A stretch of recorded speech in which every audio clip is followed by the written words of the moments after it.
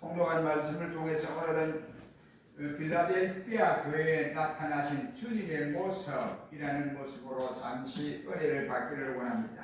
우리는 지난 주간에 빌라델피아에 대해서 말씀을 하면서 흔들리지 아니하는 교회다라고 상고한 얘기 있습니다. 왜 빌라델피아라고 이와 같은 도시 이름을 정했느냐? 이 도시는 소아시아에서 중앙고원으로 가는 길에 길목에 있습니다. 그래서 중앙고원으로 가기 위해서는 빌라델피아 이 관문을 통과하지 아니하고는 절대로 갈 수가 없고, 이것은 곧 중앙고원으로 가는 길일 뿐만 아니라 문일 뿐만 아니라 천국을 향하여 가는 문이다라고 우리 성경은 말씀을 하고 있습니다.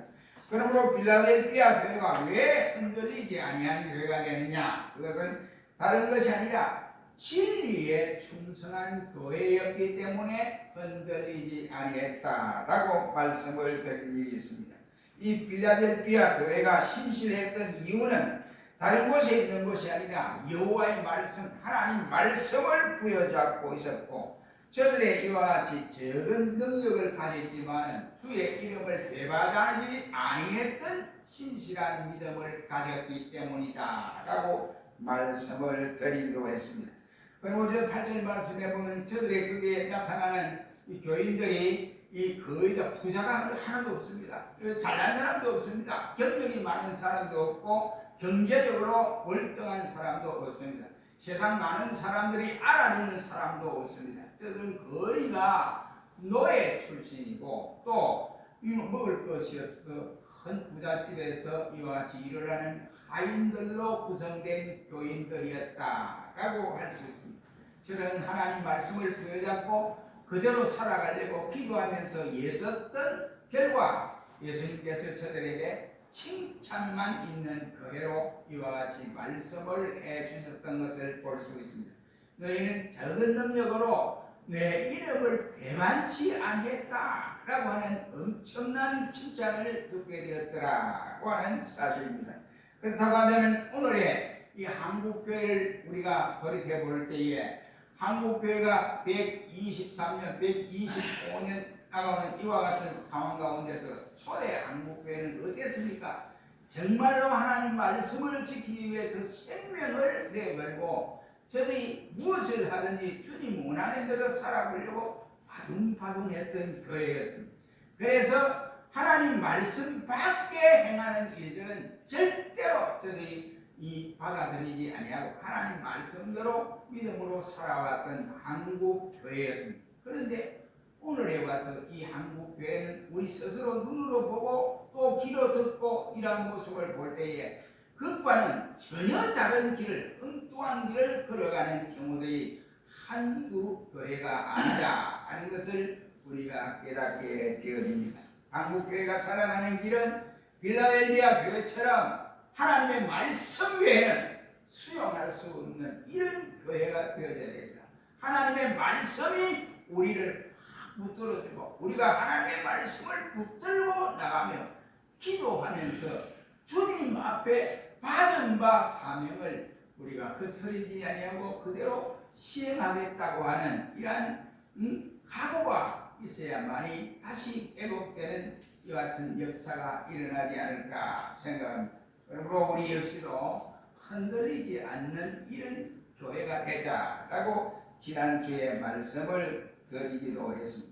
오늘은 주님께서 빌라델피아 교회에 찾아오신 모습을 우리가 이 시간 생각하기를 원합니다. 예수님은 어떤 모습으로 찾아왔는가? 7절 말씀해 보니까 주님은 거룩하고 진실한 분으로 나타나셨다라고 말씀을 하고 있습니다. 예수님은 빌라델피아의 교회에 대해서 지금까지 다른 교회에 자신이 나타나서 말씀하셨던 그 말씀과는 전혀 다른 모습으로 나타나셨다 하는 것을 볼 수가 있습니다. 그것이 바로 7절입니다. 빌라델피아 교회 사자에게 편지하라. 거룩하고 진실나사 다윗의 열쇠를 가지시니 곧 열면 닫을 사람이 없고 닫으면 열 사람이 없는 그가 이르시되 라고 말씀을 주시고 있습니다. 본문에 보면 예수님은 분명히 세 가지를 우리에게 소개해 주고 있습니다. 이 시간 우리 이 세 가지가 어떤 모습인지 주님이 거룩하고 진실함으로 나타나는 그 모습을 우리가 이 시간 생각해 보면서 주님이 오늘도 우리에게 주신 메시지를 가슴에 담고 은혜 받는 귀한 시간이 되었으면 합니다. 예수님은 세 가지 모습으로 자신을 소개한 첫째가 거룩하고 진실하다라고 말씀해 주시고 있습니다. 여기 거룩하다 이 말은 구별되었다 이 말입니다. 다른 말로 표현하면 다른 것과는 전혀 다르다 이 말이에요. 세상에는 이와 같이 죄악의 모습이 많기 때문에 불의한 것도 많고 이와 같이 더러운 것도 많지만은 이 거룩하다 이 말은 그와는 전혀 다른 이와 같은 양상임을 말씀해 주고 있습니다. 예수님은 사람을 이와 같이 판단하시거나 어떤 일을 행하실 때 그 사람을 볼 때 외관적으로 보지 아니고 우리 인간들이 판단하는 판단 기준과는 완전히 틀리게 판단하고 계심을 볼 수가 있습니다. 사람들은 먼저 외형 모습, 외관 모습을 보고 그 사람을 판단하기도 하고 때로는 그 사람이 사람들 사이에 어느 정도 이처럼 그 융통성 있게 감당해 가느냐 하면서 융통성 있게 이렇게 판단을 하는 경우들이 많습니다. 그러나 우리 예수님은 사람을 외모로 보지 않고 그 중심을 보신다 라고 말씀하고 있음을 볼 수 있습니다. 그래서 사람들이 세상에서 하는 방식으로 대충 믿으려고 하다가 예수님 앞에서 인정을 받지 못하게 되는 이와 같은 안타까운 모습을 볼 수 있게 됩니다. 사람들은 다른 사람들의 중심을 이와 같이 볼 수 없기 때문에 일단 먼저 외형적으로 말 잘하고 유능해 보이는 이 사람을 인정을 하는 경우들이 많습니다. 그러나 예수님은 그 사람의 중심을 보시기 때문에 그가 정녕 주님을 사랑하는 마음으로 신앙생활을 하고 있는가 아니면 사람의 중심을 보이기 위해서 신앙생활을 하고 있는가 이렇게 주님은 바로 판단하고 보시고 판단하시는 주님이시라 이런 말씀이 되겠습니다.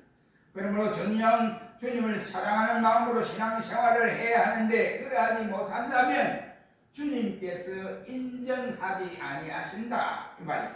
우리가 주님 앞에 인정받는 신앙이 되려고 하면 인생 밑바닥에 내려가서 이와 같이 자기 자신을 철저하게 부인하는 삶을 살아가야 하는 것입니다. 그렇지 않으면 자신의 이 열정을 마침 신앙이 좋은 것처럼 착각을 하고 살아가는 경우들이 대단히 많습니다. 뿐만 아니라 예수님은 진실하시다라고 말씀을 하고 있습니다. 예수님은 바른 믿음을 가지고 주님께 나아가는 자를 책임지시고 축복해 주시기도 하십니다. 예수님은 절대로 우리를 속이지 아니하시고 실망시키지 아니하시는 분이십니다. 예수님께서 우리에게 말씀을 붙잡고 믿으라고 하실 때에 그대로 믿으면 하나님이 예비된 응답을 받을 수가 있고 하나님의 예비된 축복을 우리가 가슴에 받아 누릴 수가 있게 됩니다. 우리가 신앙생활을 하는 데 있어서 자신의 열정이나 아니면 생각으로 하는 것은 모두가 시간 낭비에 불과하다 이러면 주님은 진실하신 분이다 라고 말씀함으로써 우리는 진실한 신자가 되어야 됩니다. 우리의 신앙생활도 예수님의 기준에 딱 맞아야 주님의 마음에 쏙 드는 것이지 예수님의 기준에 맞지 않으면 아무리 외형적으로 잘한다 할지라도 주님의 마음에 맞을 수가 없는 것입니다. 그렇게 하려면 인생 밑바닥에서 내가 아무것도 아니라고 하는 사실을 체험하고 그리고 또한 이와 같이 우리 자신들이 이처럼 하나님 앞에 철저하게 신앙적인 생활을 바로 감당할 수 있어야 합니다. 어떻게 해야 되느냐? 우리가 바로 성경적 신앙생활을 감당할 수 있어야 된다. 예수님이 진실하니까 나도 진실해야 한다. 다 있어요. 믿음이 좋은 사람입니다. 저는 시편 기자를 읽어보면서 깜짝깜짝 놀랄 때가 대단히 많습니다. 이 사람이 그냥 겉보기는 죄를 지은 바세바 때문에 엄청나는 죄를 지은 죄인인데 그런데 하나님 앞에 고백하는 걸 보면 이거 아주 대단합니다. 하나님은 반석이시요 요새시요 나를 머릿속부터 가슴에 있는 모든 생각과 모든 것을 다 감찰하시고 아시는 분이다 라고 고백을 하고 있습니다. 그분은 나를 찾아와서 진실하게 말씀해 주시고 계신다 라고 말합니다. 그럼 우리도 이처럼 앞서간 선배들처럼 주님이 빌라델피아 교회의 진실한 모습으로 나타나신 주님처럼 우리도 진실해야 됩니다. 이 진실은 사람이 있다고 해서 진실하고 사람이 없다고 해서 진실 안 하는 것이 아니라 사람이 있든 없든 간에 우리는 늘 내가 예수님 앞에서 생활하고 있다. 예수님 앞에서 내가 지금 생각을 하고 말을 하고 있다. 이런 관념에서 진실하지 아니하면 주님 앞에 얼굴을 보고 있을 때 우리가 대답할 말이었습니다. 어떤 목사가 저에게 얘기해요. 목사님 왜 은퇴를 하시는데 이렇게 자꾸 늦어집니까? 글쎄 사람 보내주기로 하니 사람 찾는다고 하니 그게 보통 어려운 일이 아닌가 보다. 사람 찾는 게 대단히 어려운 것 같아. 그래서 목사님 이러면 되니 뭐 답답해 팔아버리면 되는 거지 뭘 그래. 내가 팔 수 없는 것은 그것이 내 재산이 아니기 때문에 그렇다. 너희들이 헌금을 해서 내게 이와 같이 은퇴자금으로 주었지만 그럴 수가 없더라. 그런데 내가 주님을 안 보려면 그걸 팔아서 깨끗하게 할 수 있어. 그러나 나는 주님의 얼굴을 보아야 하는 사람이야. 그래서 그래 할 수 없어. 개혁주의 목사로서 그래 할 수는 없다고. 그랬더니 글쎄요, 이 신앙이 자꾸 변질돼요 사람들이. 그러니까 세상적인 방법을 통하여 교회까지 들어오니까 그 방법의 예수님의 진실 앞에서 우리가 논하고 볼 때 안 맞다 이 말이야. 안 맞으면 포기해야지. 그 수밖에 없다는 사실을 우리는 알고 언제 어느 때든지 진실한 신자가 되자 이런 말이에요. 두 번째는 예수님의 모습은 어떤 모습으로 나타나느냐. 예수님 자신을 다윗의 열쇠를 가지신 분으로 여기에 말씀을 하고 있습니다. 다윗의 열쇠라고 하면서 우리가 잘 아는 그 이스라엘의 모든 체력적인 모든 것 거기에는 뭐 농기구로부터 그리고 이와 같이 무기 이런 모든 것들이 그 창고에 다 들어있습니다. 다시 말하면 주위의 여왕들이 다윗을 찾아와서 칭송을 하고 또 물건을 가지고 희귀한 물건도 가지고 금은 보석 다 가지고 전부 그 창고에 다 집어넣어놨어요. 그 창고 저기는 대단한 권한이 주어져 있습니다. 그런데 이 창고는 이상하게도 문을 닫을 시에는 자동적으로 문을 닫혀지는 이런 창고였다라고 말을 할 수 있습니다.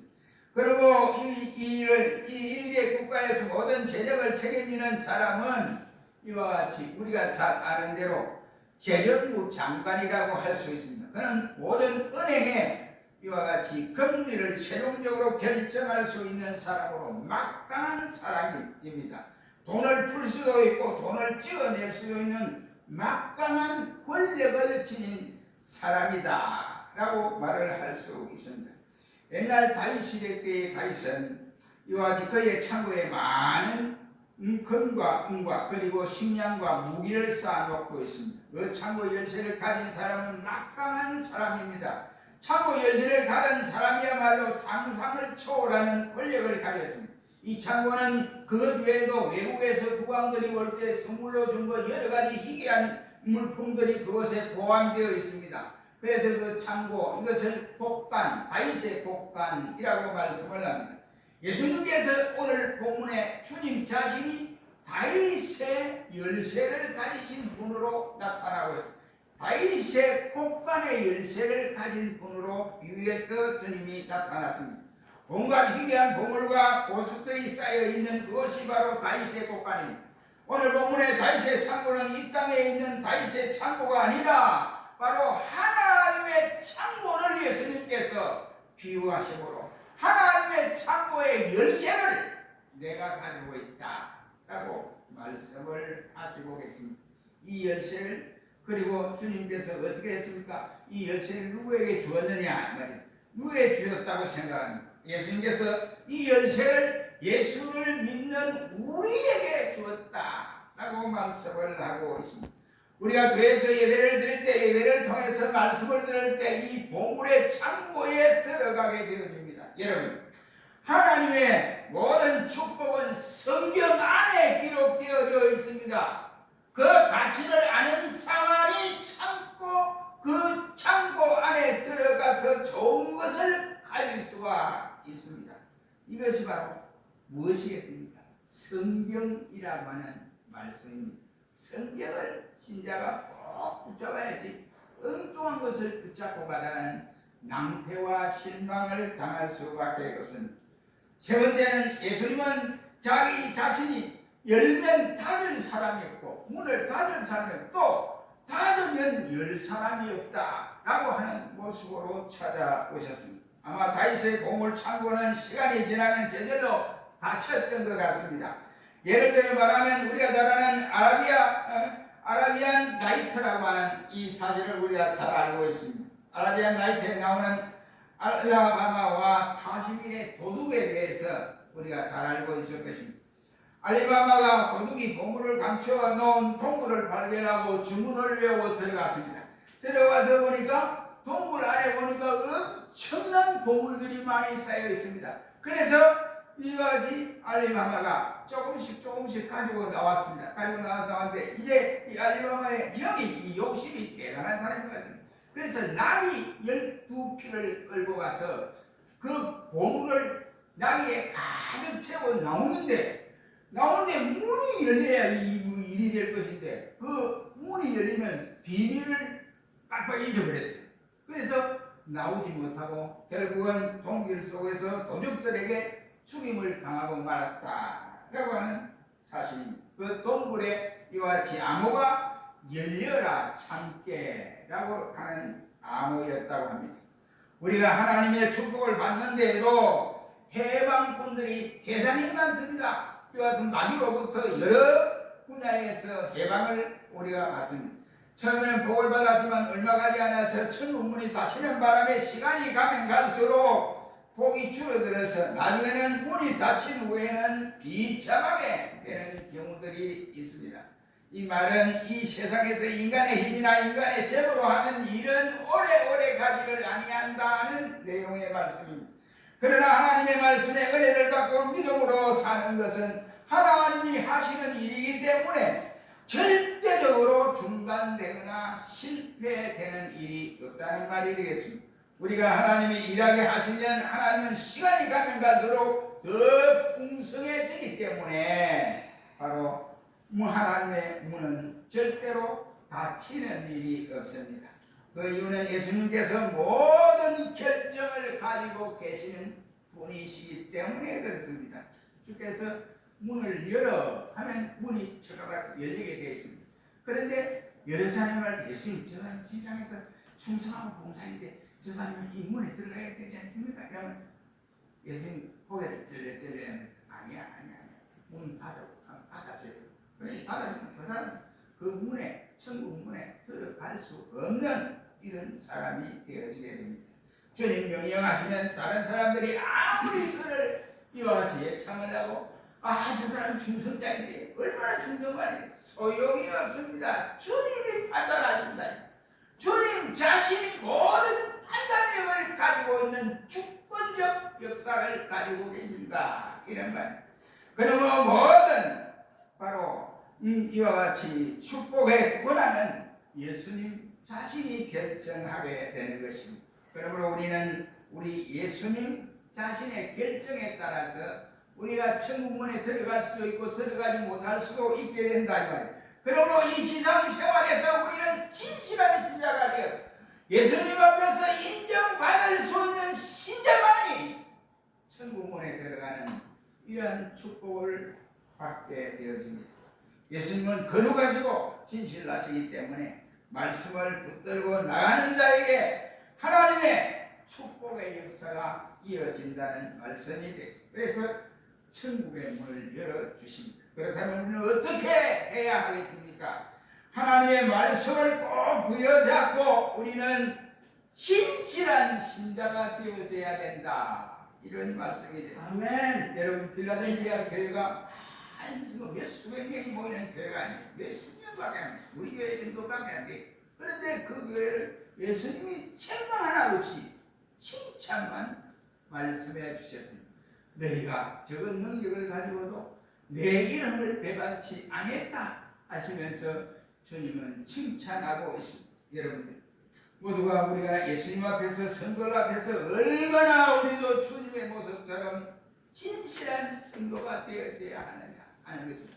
우리가 진실하게 우리 살아갈 때 주님 앞에서 살아갈 때 주님이 우리를 인정해 줍니다. 사람들은 그래 사람이 과거 전치 축구하여 이렇게 엉터리같이 생각을 하는 그런 사람이 어디 있느냐 이렇게 조소를 해도 우리는 거기에 이와 같이 넘어가지 말고 오직 주님 앞에 나는 주님이 진실하니 나도 진실하라 라고 이와 같이 감당하여 주님 원하는 그 길을 바로 걸어가서 필라델피아 교회가 칭찬받은 것처럼 우리도 칭찬받는 교회와 성도들이 될 수 있기를 주의 이름으로 축원합니다.